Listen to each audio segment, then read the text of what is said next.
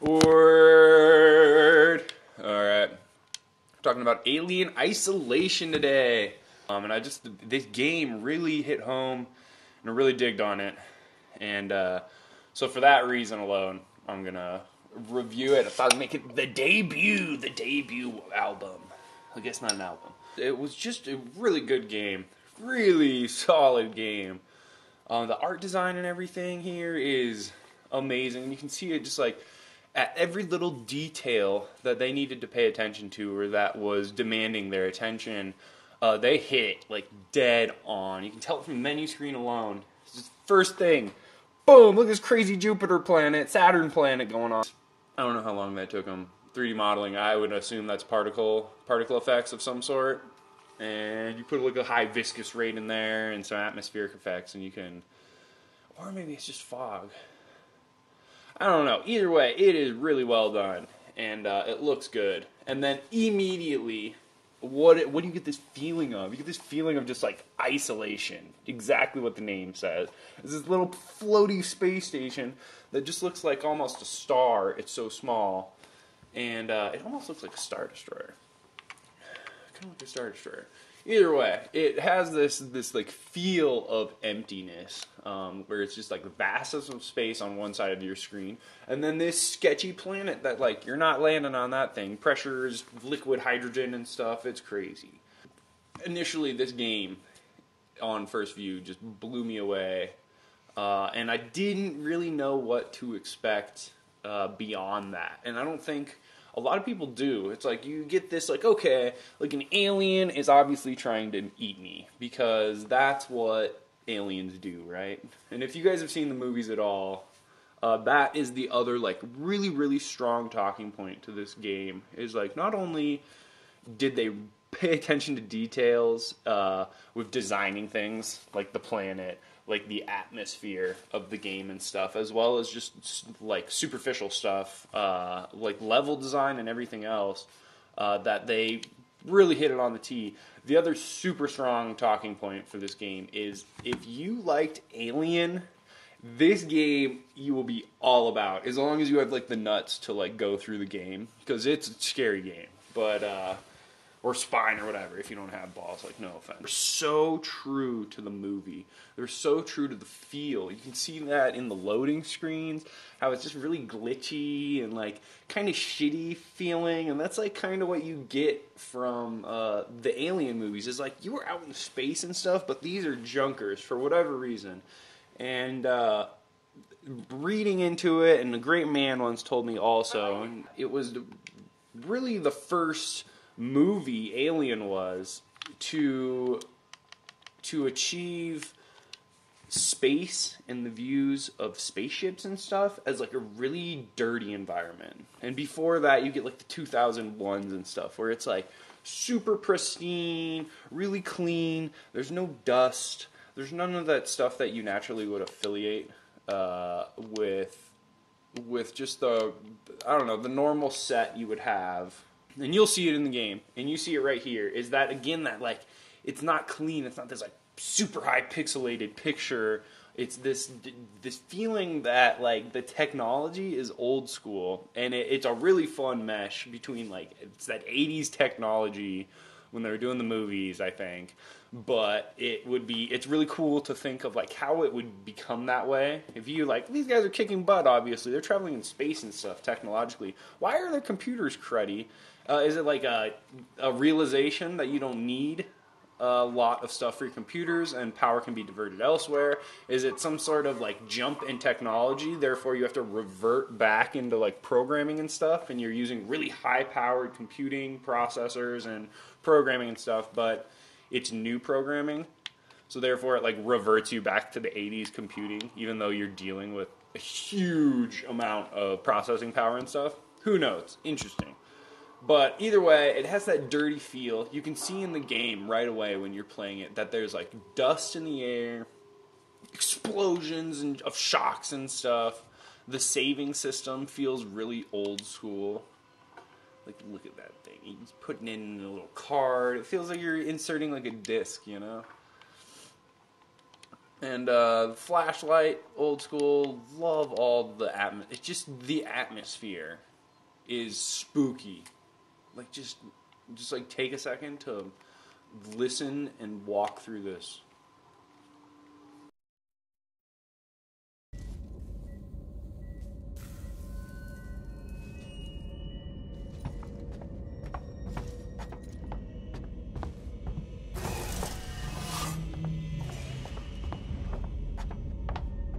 That's right. Along that corridor.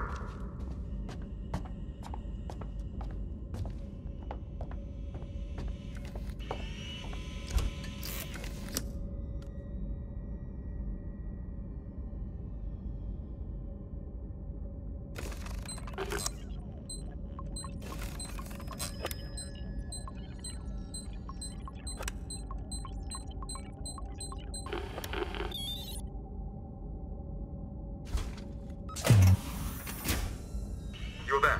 That's Morley's office. The passcode should be in there somewhere.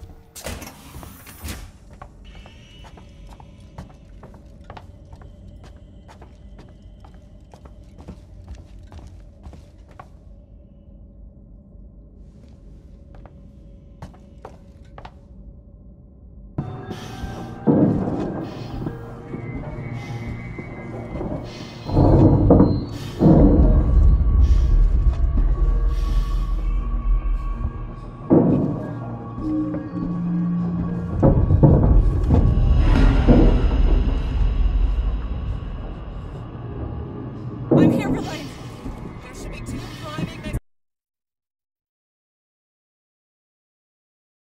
It should be something that should be prized because so often within gaming, for a new title to just come in here and dominate like this is huge. It is quite amazing. The other big talking points are definitely the freaking alien is made me scream more than anything I have ever had made me scream in my life. That thing, and my girlfriend would attest to it, that I was screaming like a little baby. It comes at you fast. It comes at you really hard. It's hard to predict, and it has no mercy. And the cutscenes that they do, where it's murdering you, are absolutely terrifying. Like cutscenes, boom.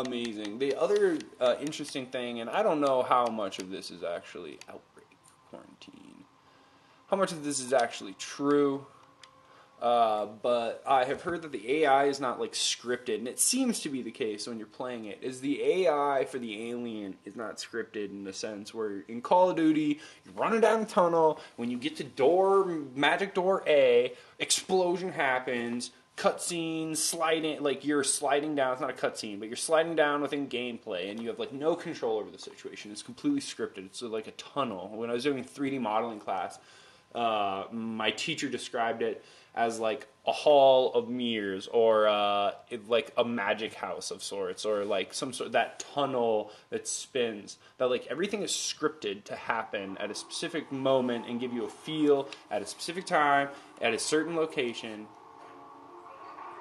Oh my God, yeah. And so these things are not the case with this alien, seemingly. And that's what I've heard and stuff, is that this alien is just scripted as AI to learn your patterns and reacts to noises and environmental things that are happening, and then acts as like a causality to those things. And it scares the crap out of you, because then it doesn't have that certain feel where you're like, okay, when I get to this door, the alien's gonna jump out at me and I'm gonna shoot fire in his face, like, rah, with the fire, get back, rah, and all that whatnot. Do I have flamethrower, by the way? No. And so for that reason, it freaks you out, because there's a scene, and it is in this quarantine. So I'm supposed to do something here. There's a scene in this quarantine. You know, I'm trying to like walk through the game as I'm talking to you guys, so I can get some footage to show you guys of the aliens and everything else. But that the lack of predictability in the alien creates this spontaneous feel, this dynamic within the levels. Oh my god, I don't want to go that way. That is truly terrifying. Because there is one scene, and it's in the level I'm playing. I'm just happen to be at the beginning of it while I'm talking to you guys while I'm making this. But I spent 2 hours and got murdered too many times. You know what I'm saying? Like a lot of times. And it wasn't me being an idiot. It wasn't me just doing the same thing over and over and over and over and over and just getting murdered. I think that's just insanity. This is that Einstein quote. But regardless, I was trying different things, and I kept getting murdered like different ways. Like grabbed from the ceiling and pulled up into the ceiling and eaten. Jumped on, go into a doorway, it's there. Hide under things, and it finds you. There's a really cool dynamic. Especially, it becomes more important on the harder levels you play on. I played it on hard first because it was recommended. It recommends you to play on hard. And I actually recommend you to play on hard. It will take a long time, but there was never a moment where I was frustrated with the game or getting eaten by this alien over and over.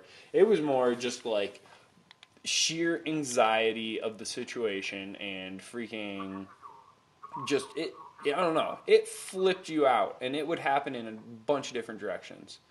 And so these are really, really, really amazing aspects that created something that I didn't expect. So I was expecting, like I said at the beginning, it's like probably what all of you guys are feeling. It's like, okay, it's going to be like a scary game with a freaking alien that wants to eat you. And that's, like, in a nutshell what it is. And in a nutshell, that is what it is. But what was really amazing... where the hell am I supposed to go with this? What was really amazing is that what caught me off guard is if you ever play any stealth games, especially old school stealth games, like Thief games, I love the Thief games. And to a lesser degree, Splinter Cell, it's like that is very comparable to what you are going to be doing in this game. You just have to like kind of twist your mind in the sense that it's like it feels like you're getting hunted, but ultimately at the end of the day, you're just trying not to be found. You're just trying to be stealthy. You're just trying to like move through the level without being discovered. That is very comparable in a philosophy with the Thief games and Splinter Cells and Metal Gear Solid. That like you're just trying to move through the map without murdering people. And that's so cool, and I always have loved those games. But with that said, it does take the patience that those games demand. So, and the androids, oh man, there's so many things to talk about. So, ultimately, it's just a really good game. Really in a nutshell. And the negatives, like talking about the negatives, there are not a lot of them. Character design, plot, the way they integrated it within the story, and I'll talk about that later, within the alien story, unlike what Prometheus did, and I'll probably do a video on them pretty soon, because the new Prometheus has been confirmed and whatnot, but regardless, that we, as like an audience, they really inserted everything really well into the entire alien universe. The negative, really, and it's like one negative, is gotta be the length. And everyone, I guarantee all of you, oh man, it's short, huh? Like, you're gonna make me pay all this money and you recommended it and it's just so sweet. Not that you guys all talk like that, just kidding, like, no offense. But no, it's the opposite. It is freakishly long. And then I know, then you get the counter argument, like, what? Like, you're complaining about a long game, Roberts. Like, really? You're that guy? You're gonna be complaining? Like, everyone complains about games being too short, and you get a game too long, and you're really complaining about that.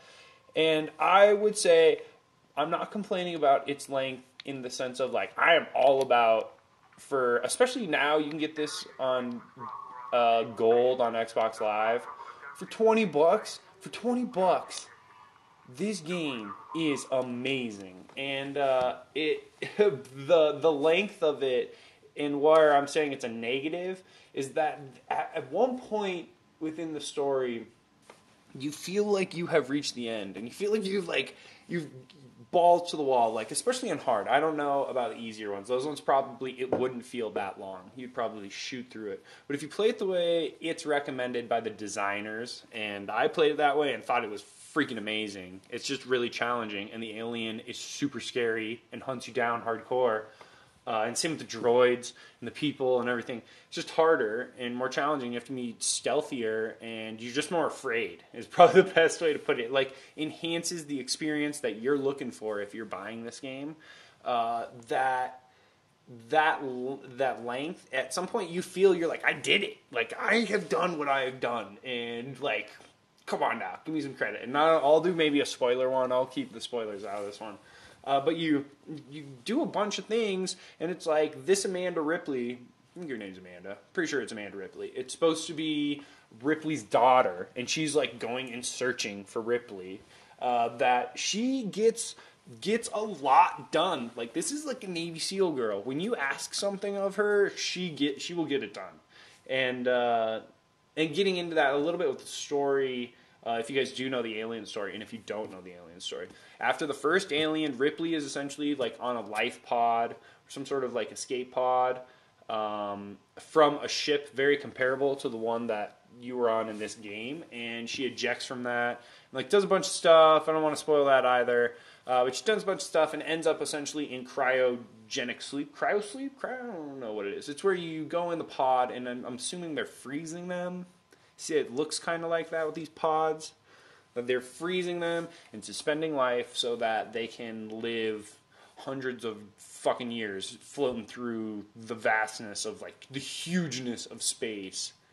Giving out, like, a beacon. Like, hey, what's up? Like, someone come and pick me up and wake me up. And she works for a company.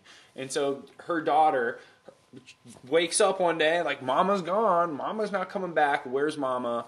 I'm going to go find her. And she goes out with, I don't know exactly. I think she's still working for some sort of company, and they're kind of doing stuff. But they're like, she took it specifically. I don't know. I could be completely wrong about this, honestly. I don't remember it all. She's either it's like two options, right? A, she is either here with the company and took the job specifically to try to hook up with her mama. Or B, she hooked up with some squad because they were going out there so she could try to find her mom. Like, whatever. I don't remember. Like, details, whatever. Devil's in the details. Shenanigans. So either way, she's here searching for her mom, or at least getting close to where her mom was, and trying to, like, figure things out. And you do end up getting a lot of answers, which is cool. And it fits in well with the story. Alien lovers fits in well with the story in the sense of they don't ruin Alien. They don't try to take anything away from Alien. They don't do anything with Alien 2 or Aliens. The plural alien. Alien-I. But either way, it works out really well. And so she's searching, and at one point, when getting back to my long drawn out here, at some point you feel complete. You're like, okay, story is done. They're like, Alien, we've done our thing with that thing. And we've done the droids, and it's time to get out of this place, and let's hit some button and make it explode or do something. And then it goes through this like roller coaster ride of a lot more gameplay, a lot more than you think, at least in the story arc sense, there needed to be. And that was the one argument that I would bring. It's like in a story arc, it ends up working. At one point in the game, I was bitching. My girlfriend would attest to that. I was bitching about, like, what's the deal here? Like, I thought they were going to do this weird arc, like almost like a reverse arc kind of thing, like a U arc, at least in my mind, where you start with you're entering the space station looking for your mom kind of thingy. You get stuck on the space station. Like, shit happens when they're, like, transferring from ship A to the big space station, Novostopol, and you get stuck on it, long story short, and you're stuck on this ship, and there's no way, and you don't have communications for some reason, because like all the power's out, and like it's a shit show for some reason, you don't know why, the ship's looking for you, and you see them at one point, but they don't see you in the windows, and it's like, oh man, and you do all this, and then you start finding out that there are these freaking androids out here that are super creepy. Their eyes glow. They got like baby white skin or like albino skin, like Brother Ali skin style. And they are like rogue. Like the first time you see them, they are just like, boom, like beating this fucking dude to the ground or into a wall, like literally like punch him and then like grab him and it was boom, boom, like on the wall. It's scary. And so you have that aspect, and then you have this. You start going deeper into the story arc, this story arc that I'm talking about, and you go deeper, and then you start like you find the alien, and the alien is like the scariest thing alive. He's just super scary. He's so in your face. He's like a gigantic black lion of doom that's trying to run up on you and destroy house and make you scream like a little baby. And then you like have this, and you deal with them for I don't know quite a bit of time, and you're having to do things with it. So it's like not just like a scary thing that you can like kind of avoid. It's like, oh, you need to go turn on this power that makes a lot of noise, and it's going to make him come and look for you. And you do all this scary. It's crazy. And so it's like it's almost like the game is forcing you into a position where you have to confront this demon. And it is absolutely stressful. But so you go through that arc, and then you start